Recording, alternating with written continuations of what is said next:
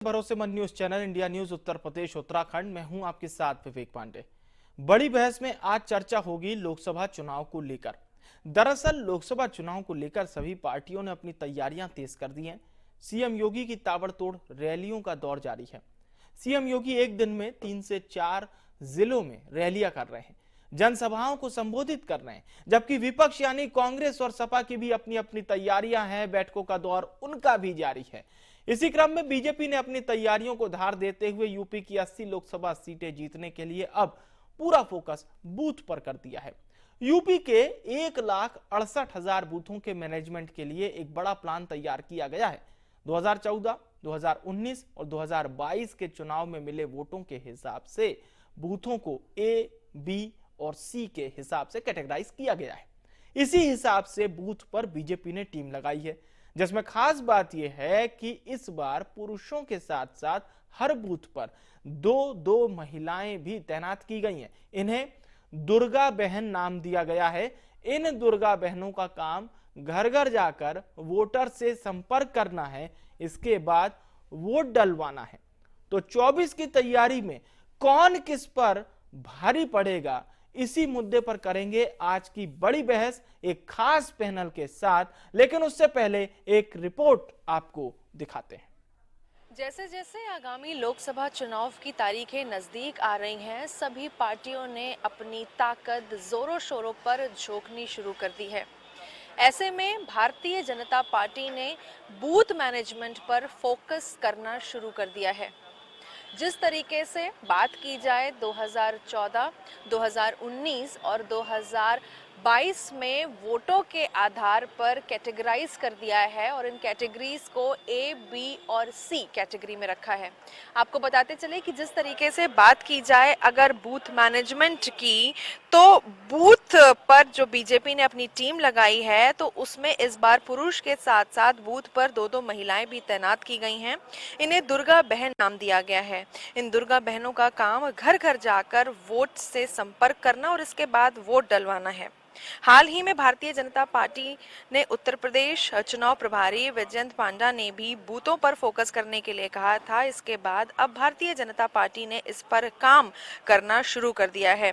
तो जिस तरीके से उत्तर प्रदेश में 1.68 लाख बूथ हैं, उसके मैनेजमेंट का एक बड़ा प्लान तैयार कर रही है भारतीय जनता पार्टी और 2014, 19 और 22 के चुनाव में मिले वोटों के आधार पर उनके हिसाब से बूथों को ए, बी और सी के हिसाब से कैटेगराइज कर दिया है। तो जिस तरीके से अब चुनाव नजदीक आ रहे हैं और सभी पार्टियां कोशिश कर रही हैं कि किस तरीके से इन चुनाव में वोटों को लेकर या सीट्स को लेकर के साध बनाई जाए, साधा जाए, ऐसे में भारतीय जनता पार्टी ने जो बूथ मैनेजमेंट है उसका काम पूरी तरीके से शुरू कर दिया है, बूथ को ए, बी और सी कैटेगरी में डिवाइड करके। लखनऊ से वीडियो जर्नलिस्ट अर्शद के साथ मैं निकिता सरीन, इंडिया न्यूज के लिए। तो सत्ता के संग्राम में आमने सामने है एनडीए वर्सेस इंडी गठबंधन। लेकिन सबसे बड़ी बात यह है कि एनडीए यो नित नए प्रयोग कर रहा है, और वो भी ऐसी स्थिति में जब एनडीए अपने आप को सबसे मजबूत दावेदार बता भी रहा है, जनता भी मान के चल रही है, विश्लेषक भी बता रहे हैं कि इस वक्त मौजूदा वक्त में एनडीए काफी मजबूत है।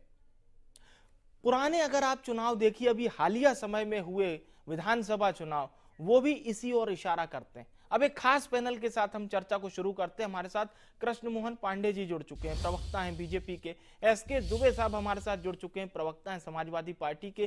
कुंवर निषाद जी हमारे साथ जुड़ चुके हैं, प्रवक्ता हैं कांग्रेस पार्टी के। और मनीष अग्रवाल जी जुड़ चुके, राजनीतिक विश्लेषक हैं। आप सभी मेहमानों का बहुत स्वागत है। चर्चा की शुरुआत मैं कृष्ण मोहन पांडे जी आपसे करना चाहूंगा। दुर्गा बहन के नाम से ये जो एक नया सेगमेंट इसलिए क्योंकि आप लोग हर हफ्ते कोई ना कोई नया सेगमेंट लाते हैं। क्या है ये दुर्गा बहन और किस तरह से ये डोर टू डोर जाकर आपकी पार्टी के प्रत्येक बूथ पर इनकी ड्यूटी लगाई जाएगी? देखिए, एक बात तो स्पष्ट कर दो कि भारतीय जनता पार्टी कार्यकर्ताओं की पार्टी और कार्यकर्ताओं के बीच में जाकर के हम जनता के साथ जुड़ने का प्रयास करते हैं। कार्यकर्ता हमारे मूल आधार है, सेवा ही संगठन हमारा संकल्प है और भारतीय जनता पार्टी सेवा के साथ आगे बढ़ती है और इसी पे हम अपने स्थापना काल से लेकर और आज तक हम सेवा के प्रकल्प से ही आगे बढ़ते हैं और वो सेवा हमारे संघ कार्यकर्ता करते हैं। क्योंकि जब हम आधी आबादी की बात करते हैं कि इस देश की आधी आबादी नारी शक्ति है, मातृ शक्ति है, और मातृ शक्ति के बिना कोई भी लोकतंत्र अधूरा है। यदि हम बूथ संसद भवन में सर्वाधिक मातृ शक्ति को, महिलाओं को हमने संसद के सांसद के रूप में चुना, तो अब बूथ स्तर की बात कर रही है, बूथ से लेकर और संसद तक मातृ शक्ति को आधी हिस्सेदारी देने की बात आएगी तो भारतीय जनता पार्टी उसमें आगे। और रही बात बूथ की, दुर्गा बहन की, तो निश्चित तौर पर ये बहनें एक लंबे कालखंड से ये माना जाता है कि पुरुष वर्ग जो होता और है, आप लोगों को जाति लगता है कि चुनाव में इसका एक बड़ा एडवांटेज मिलेगा? नहीं, एडवांटेज की बात नहीं है। मैं पूरा इस बात करता हूँ, लोकतंत्र में विश्वास करने वाले लोग जिनको लगता है कि पुरुष वर्ग ज्यादा वोट करता है, महिलाएं किसी कारणवश, विशेष कई कारण हो सकते हैं, उसी कारणवश वोट निकलती नहीं है, वोट नहीं करती, तो हमारी ये दुर्गा बहनें जाएंगी, चलिए घर से निकालकर और लोकतंत्र में विश्वास करके वोट देने के लिए अपील करेंगी। फाइनली गेनिंग में तो एडवांटेज ही चाहिए। ठीक है, एसके दुबे जी हमारे साथ जुड़े हुए हैं, समाजवादी पार्टी के प्रवक्ता हैं। दुबे साहब, आप किस प्रकार से तैयारी आप लोगों के अलायंस की इस वक्त चल रही है?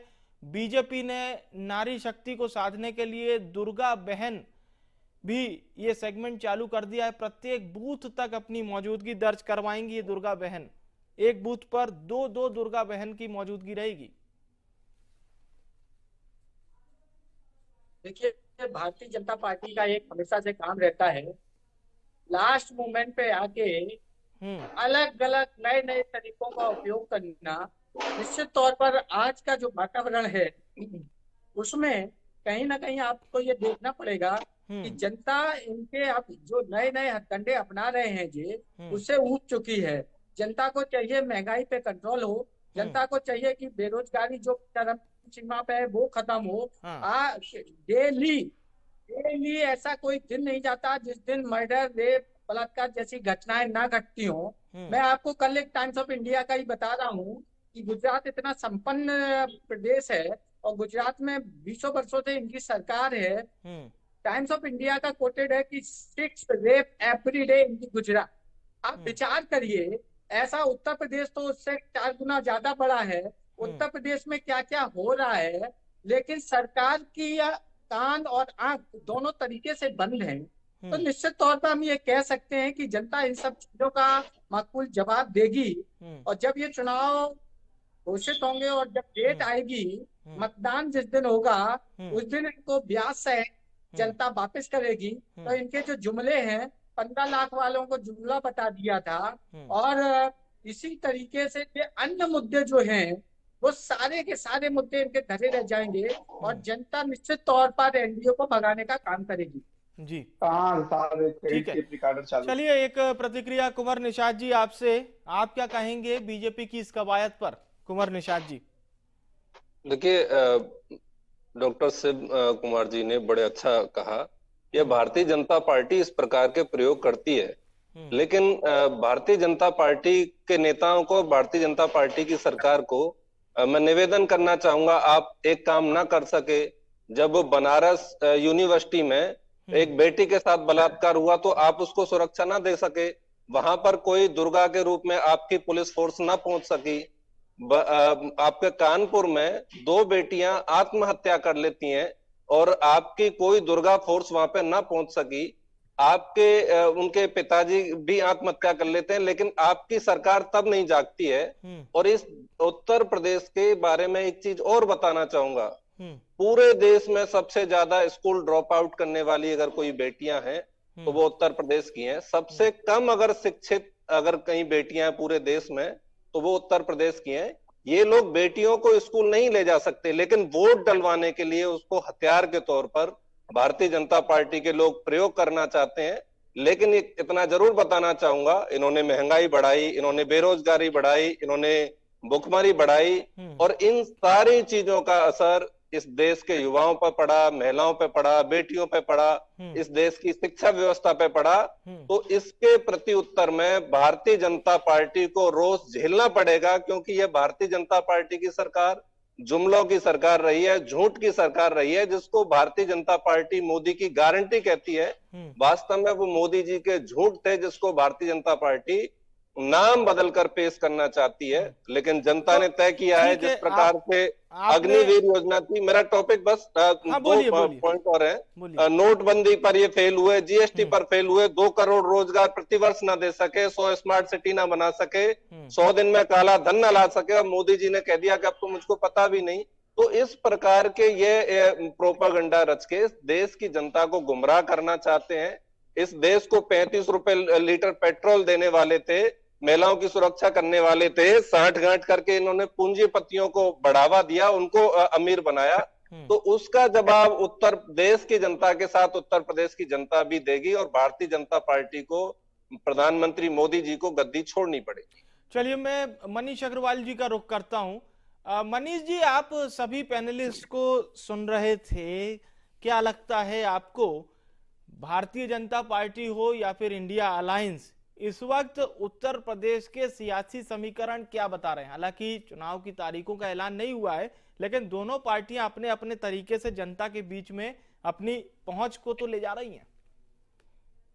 मैं आपको बताना चाहूंगा कि ये जो महिलाओं वाला ग्रुप, दुर्गा जी वाला ग्रुप बन रहा है, 3 लाख से ज्यादा महिलाएं जुड़ेंगी इसमें। इसका मतलब 12 से 13 लाख लोग जुड़ेंगे, क्योंकि महिलाएं अपने परिवार से भी जुड़ी होती है। तो भाजपा हमेशा ऐसी स्ट्रैटेजी पे काम करती रहती है। 2014 के चुनाव में भी माननीय अमित शाह जी ने पन्ना प्रमुख नाम से योजना लाई थी, जो बड़ी सक्सेसफुल हुई थी लोगों तक पहुंचने के लिए। और अभी जैसे कांग्रेस के प्रवक्ता कह रहे थे शिक्षा के लिए, तो क्या 7 साल की योगी जी की सरकार में ही शिक्षा हुई है? बाकी 50 साल जब कांग्रेस का शासन रहा यूपी में, तो क्या शिक्षा पे ध्यान नहीं दिया गया? सारी शिक्षा 7 साल में ही खराब हो गई। समाजवादी पार्टी के प्रवक्ता जो टाइम्स ऑफ इंडिया की खबर कोट कर रहे थे, तो क्या गुजरात मॉडल का जो टाइम्स ऑफ इंडिया में लेख निकलता है उसको भी कोट करेंगे यूपी के लिए और प्रदेशों के लिए, जहां वो एप्लीकेबल है? तो मैं फिर आपसे यही कहना चाहूंगा कि जो चुनाव की प्रोसेस है, जो चुनाव का तरीका है, वो भाजपा का इंडिया गठबंधन से कहीं अच्छा है। उनका पोल मैनेजमेंट, उनका बूथ मैनेजमेंट, लोगों को बूथ तक लाना, वोट डलवाना। अभी आप इन योजनाओं को बोलेंगे कि सुरक्षा नहीं मिल रही, नौकरी नहीं मिल रही, इन योजनाओं को बार बार लेके आप लोगों पे जा चुके और हर चुनाव में ये फेल होती है। इसका अभी उदाहरण आपने 5 राज्यों के चुनाव में देखा था कि ये सारे मुद्दे वहां पे चल नहीं पाए। इसलिए इन्हें नए मुद्दे ढूंढने पड़ेंगे अगर इन्हें भाजपा के सामने मजबूत विपक्ष बनना है, और वरना ये ऐसे ही मुद्दों पे लड़ते रहेंगे और निरंतर भाजपा आगे की तरफ बढ़ती रहेगी। चलिए, ये ऐसा आपको लग रहा है। पांडे जी से एक जवाब ले लेते हैं। पांडे जी, दुबे साहब का और निषाद जी का यही कहना है कि झूठ मूठ बोलकर जनता को भरमा लिया जा रहा है और वोट मांग लें। भोली भाली जनता फेर में फंस जाती है, बस बीजेपी के लुभावने जो वादे रहते हैं। देखिए, हमारे दुबे जी मित्र हैं और ये लोग इसी भ्रम में रह रहे हैं कि जनता जो है भोली है। नहीं साहब, ये जनता है, सब जानती है। और जनता वो है जो यूनिवर्सिटीज में है, वो चक्की चौराहों पर है, वो खुद का संघर्ष करके जीवन यापन कर रही है। उसे पता है कि मेरा बेहतर नेतृत्व कौन कर सकता है। जनता भोली नहीं है, जनता सब जानती है। और आपको भी उसने 10 वर्ष देखा है, लंबे 27 वर्ष तक यूपी में देखा है, और यूपीए के इस लंबे कालखंड को देश में देखा है। 2G देखा है, 4G देखा है, कोर जी देखा है, जीजा जी देखा है, इस देश ने देखा है आपको। दूसरा कह रहे कि अपराध बढ़ रहा है। साहब, अपराध उत्तर बेहतर कानून व्यवस्था के नाम पर उत्तर प्रदेश दोबारा आए थे, और बेहतर सुशासन के नाम पर हम केंद्र में आए थे। देश की जनता ने हमें 14 जिताया, 17 जिताया, 22 जिताया, 22 जिताया, 19 जिताया, और निश्चिंत रहिए 24 में भी जनता ने तय किया है कि सशक्त हाथ में अपने देश का भविष्य देना है, और देश की स्थिति प्रबंधन जी पूरा लौटेंगे। हमारे मित्र कह रहे थे कि बीजेपी, हमारे कांग्रेस के मित्र BHU की घटना की चर्चा कर रहे थे। साहब, वो दुखद घटना थी, जो भी हुआ घटना, और भारतीय जनता पार्टी के घटना थी जिसमें मोदी जी का और योगी जी का पूरा संरक्षण, बलात्कारियों को आपकी सरकार का संरक्षण था, बेटी भटकती रही, उनके ऊपर बुलडोजर नहीं चला, इनकी बात पूरी हो जाने दीजिए, फिर आपके पास में आऊंगा, आपसे भी जवाब देना। ठीक है, बलात्कारियों एक एक करके हम लोग अपनी बात करेंगे तो फिर बात समझ में भी आती है, प्रदूषण को संरक्षण आपकी सरकार बात समझ में भी आती है, दर्शक समझ पाता है। दोनों बंद कर दीजिए। अब ये गुमराह करने की जो ठीक है राजनीति निषाद जी, आपकी वो बारी हो ज्यादा लंबे चुकी है। समय अब तक थोड़ा चलने आप वाली शांत नहीं होकर है। सुनिए, आप शांत होकर योगी सुनिए। और मोदी के संरक्षण में बलात्कारियों को, भ्रष्टाचारियों को, चलिए बेईमानों आप को लोग संरक्षण देना, ऐसे देखिए, यह बहस भारतीय बहस जनता बिगड़ती पार्टी है, का ऐसे चरित्र ऐसे हो बहस गया, धर्म बिगड़ती हो है। गया अब और शांत होकर देश की सुनिए, जनता शांत होकर तुम्हारी सुनिए। इस कुकर्मों को सजा भारतीय जनता पार्टी के देखिए लोगों ऐसे को बहस देने वाली बिगड़ती है। है, ये सही निश्चित तरीका नहीं रहिए, है बहस जितने करने का। भ्रष्टाचारियों का कुनबा मोदी जी ने चलिए मैं इकट्ठा चाहूंगा किया है मेरे मोदी के प्लीज परिवार के रूप में, इनके थोड़ा सा ऑडियो डाउन उसका किया जाए, परिणाम थोड़ा आप सा ऑडियो चुनावों डाउन में करें। भुगतना। हाँ, अभी आपकी आवाज नहीं जा रही है, आप दोनों लोग की आवाज ऑन एयर नहीं जा रही है, अभी सिर्फ मैं बोल रहा हूँ। प्लीज निषाद जी, पांडे जी, आप तक अगर मेरी आवाज पहुंच रही हो तो आपकी आवाज अभी ऑन एयर नहीं है। हाँ, आपकी आवाज को डाउन किया गया, आप दोनों की आवाज डाउन है अभी। ठीक है, मेरी दोनों आप प्रवक्ताओं से विनम्र अपील यह है कि निषाद जी, अभी आप बोल रहे थे तो आपको सुना जा रहा था, बाकी तीनों पैनलिस्ट आपको सुन रहे थे। अच्छी डिबेट का आधार यही होता है कि जब एक प्रवक्ता बोले तो बाकी लोग को सुनना चाहिए। खंडन करने का अपनी बारी में कीजिएगा, ठीक है। अब एसके दुबे जी का मैं रुख करता हूं। दुबे साहब, आपसे सीधा सवाल ये रहेगा, बीजेपी कह रही है साहब 14-19 का लोकसभा चुनाव और 17 और 22 का विधानसभा चुनाव, चारों चुनाव में बीजेपी को उत्तर प्रदेश की जनता ने प्रतिसाद दिया है और इसी के बेसिस पर ये 2024 की भी बात कर रहे हैं। आपके पास क्या काट रहेगी इन 4 चुनाव की अब, क्योंकि 24 बिल्कुल मुहाने पे खड़ा हुआ है।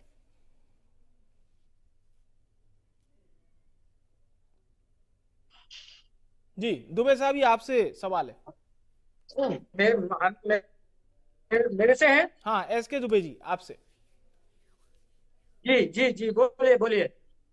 दुबे साहब, सवाल यही था कि चारों चुनाव में बीजेपी कह रही है 2 विधानसभा 2 लोकसभा चुनाव में हमारी जीत हुई है और उत्तर प्रदेश की जनता ने भरपूर प्यार दिया है।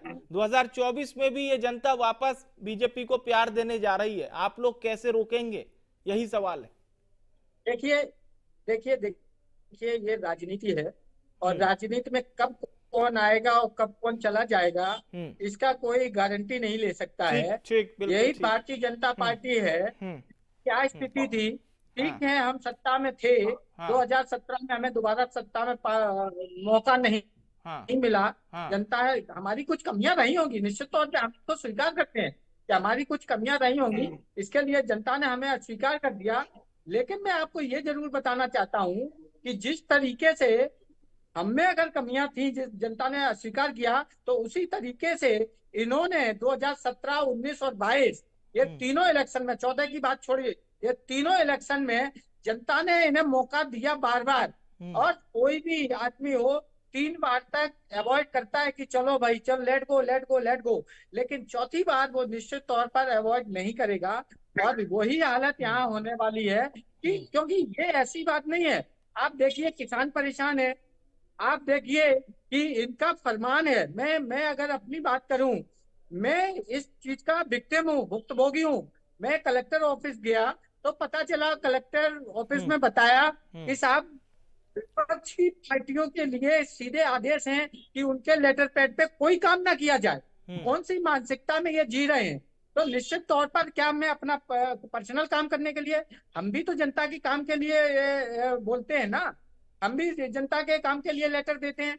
लेकिन जब मानसिकता ये हो जाए कि विपक्षियों का कोई काम नहीं करना है, सिर्फ सत्ता पक्ष से अगर लेटर आए, तो वो मानसिकता का आप अंदाजा लगाएं कि वो कितनी घातक है। क्योंकि जिन्होंने वोट दिया और जिन्होंने वोट नहीं दिया, दोनों आखिरकार इस हिंदुस्तान और इस उत्तर प्रदेश के सदस्य सिटीजन है। तो अगर आपको वोट नहीं दिया तो आप इतनी नफरत आपकी जायज नहीं है। कहीं ना कहीं नफरत इतनी बढ़ेगी कि आपको सत्ता से दूर फेंक देगी और आपको पता नहीं चलेगा। चलिए, पता नहीं चलेगा। एक प्रतिक्रिया मनीष जी से ले लेते हैं। मनीष जी, पार्टियों की ये तो देखिए आदत होती है अपनी हवा बनाने के लिए, सब पार्टी यही कहती है कि हम मैदान में हैं, लेकिन वाकई में इस वक्त स्थिति क्या नजर आ रही है, जैसा दिखाई क्या दे रहा है? मुझे लगता है जैसा समाजवादी पार्टी के प्रवक्ता बोल रहे थे कि 3 बार के बाद जनता बदलाव करेगी, ये लोग इस चीज का इंतजार कर रहे हैं कि जनता अपने आप ही अपना मन बदल ले और इन्हें वोट दे दे। ये लोग कोई कोशिश नहीं करते, कोई जमीन पे नहीं जाते। आप देखिए कांग्रेस के प्रवक्ता जो बोल रहे थे, मैं उनका जवाब देना चाहूंगा कि जब उनके राष्ट्रीय अध्यक्ष ने बाटला हाउस एनकाउंटर के लिए वकील मुहैया कराए थे तो बनारस के लिए भी वकील मुहैया कराते और उस चीज को कानून में ले जाके लीगल कंक्लूजन तक लाते। ऐसे प्रधानमंत्री जैसे पद पे आरोप लगाना राष्ट्रीय चैनल पे शोभा नहीं देता। इसलिए मुझे आज लगता है कि विपक्ष ने तैयारियां करना बंद कर आपको दिया भी है। शोभा नहीं देता मनीष जी, आप भी भाजपा के प्रवक्ता हो जाए, बड़ा अच्छा निषाद जी रहेगा। आप सबकी बात में क्यों बोल रहे हैं भाई साहब, प्लीज सुन नहीं, लीजिए ना। आप सभी चैनलों पे आप भारतीय जनता पार्टी के लिए इतनी बैटिंग करते हैं, तो अच्छा ये हो कि भारतीय जनता पार्टी ज्वाइन कर ले, राजनीतिक चोला ओढ़ के। ऐसा मत बिगाड़िए सर, ऐसा मत बिगाड़िए। देखिए डिबेट बिगाड़ तो आपको राजनीतिक विश्लेषक बीजेपी प्रवक्ता कह रहे थे, देखिए आलोचना भी हमें सुननी चाहिए, उनको कहते आलोचना इनको सारी आलोचना शायद विपक्ष में ही नजर आती है। ये सुधार की गुंजाइश होगी तभी तो बोल रहे हैं ना। पार्टी को भारतीय जनता पार्टी दोनों हाथों से स्वीकार कर लेना चाहिए, सुधार की गुंजाइश अच्छी बात नहीं है क्या? चलिए बोलिए। तो मैं कह रहा हूँ मनीष जी को स्वीकार करना अग्रवाल चाहिए, साहब भारतीय बोलिए। जनता पार्टी के एजेंट है ठीक और है। राजनीतिक विश्लेषक बन के टीवी पे बैठे हैं। चलिए आप सर्टिफिकेट मत नहीं तो दीजिए। प्रधानमंत्री जी का, मैं तो कह रहा हूँ भाई, प्रधानमंत्री जी का बलात्कारियों को निषाद जी संरक्षण था। आप अपनी बारे में भी आपके बोल सामने रहे कह रहा हूँ, हैं, दोबारा रिपीट कर रहा हूँ इस बात को। प्रधानमंत्री जी के साथ उनके फोटो हैं, बलात्कारियों को संरक्षण था। बोलूंगा मैं, बीच में नहीं बोलता। ये सरकार का चलिए अब संरक्षण है। ठीक है, अब सुन तो लीजिए प्रभु, सुन तो लीजिए, बोलिए अग्रवाल जी। देखिए मैं फिर ये कहना चाह रहा था कि आप किसी भी पद पे, सरकारी पद पे कोई भी आदमी बैठा है, किसी भी पार्टी का है, आपको उसका सम्मान करना पड़ेगा। आप उस पे कोई आरोप लगाते हो तो आप साबित करो, आप लीगल डिस्कोर्स में जाओ, आप कानून से उसकी मदद लो, उन बेटियों की मदद करो और ये ढूंढने की कोशिश करो कि कौन उसमें आरोपी था, कौन उसमें आरोपी नहीं था। बहुत से ऐसे पुरानी चीजें हैं जिसमें राष्ट्रीय पार्टियों ने अपने वकील मुहैया कराए हैं और कानूनी कंक्लूजन तक गए हैं। अभी कोई डेटा, सुप्रीम कोर्ट का कोई आदेश फेवर में आ जाता है तो कोर्ट अच्छा है, नहीं फेवर में आ जाता तो नहीं अच्छा है। इसलिए इन पार्टियों को जमीन पे जाके तैयारी करनी चाहिए जिससे कि ये जनता के पास पहुंच सके। रायबरेली, अमेठी जैसी सीट छोड़ के ये लोग जा रहे हैं जिनके पास कोई कैंडिडेट कांग्रेस के पास उन पुश्तैनी सीटों पे लड़ने के लिए। और माननीय प्रधानमंत्री 2014 में गुजरात छोड़ के बनारस लड़ने आए थे जब यूपी में 10 सीटें भाजपा की। तो उन चीजों को भी एनालाइज करना चाहिए, रिस्क लेना चाहिए बड़े नेताओं को। ठीक है, रिस्क लेना चाहिए। पूछ लेते हैं कुंवर निषाद जी, एक प्रतिक्रिया आपकी। देखिए हम तो लगातार यही काम कर रहे हैं। जिस मुद्दे पर आज की डिबेट है, जो दुर्गा बहनों की बात चल रही थी, मैं तो कहना चाहूंगा भारतीय जनता पार्टी और आरएसएस के लोग मणिपुर में भी ये योजना लागू करेंगे क्या? मणिपुर में भी दुर्गा बहन खड़ी करेंगे क्या? जहां पर प्रधानमंत्री मोदी जी मणिपुर लगातार 1 साल से चल रहा है, लेकिन ठीक है सर, अब समय समाप्त हो रहा है। मैं धन्यवाद करूंगा आप सभी पैनलिस्ट का हमारे साथ बड़ी बहस में हिस्सा लेने के लिए। बहुत बहुत शुक्रिया। आज की चर्चा का विषय था इंडिया अलायंस वर्सेस एनडीए। जैसा कि हमने आपको बताया कि बीजेपी प्रत्येक बूथ तक, यानी कि 1,68,000 बूथों तक, प्रत्येक बूथ पर 2 दुर्गा बहनों को नियुक्ति कर रही है, जो कि बीजेपी को एडवांटेज दिलाएंगे वोटिंग के दौरान। और आपको अब सीधा लिए चलते हैं इस वक्त प्रभु राम की नगरी अयोध्या। मुख्यमंत्री योगी आदित्यनाथ यहां पर पहुंचे हुए हैं, जिसकी सीधी तस्वीरें हम आपको दिखा रहे हैं।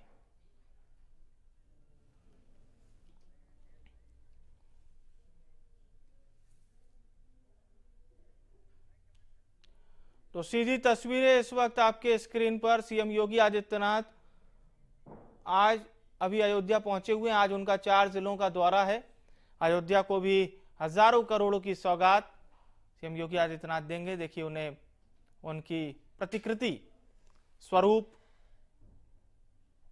मुख्यमंत्री का चित्र उन्हें सप्रेम भेंट किया गया। सीएम योगी आदित्यनाथ इस वक्त अयोध्या पहुंचे हुए हैं। सीधी तस्वीरें इस वक्त आप अपने स्क्रीन पर देख पा रहे हैं।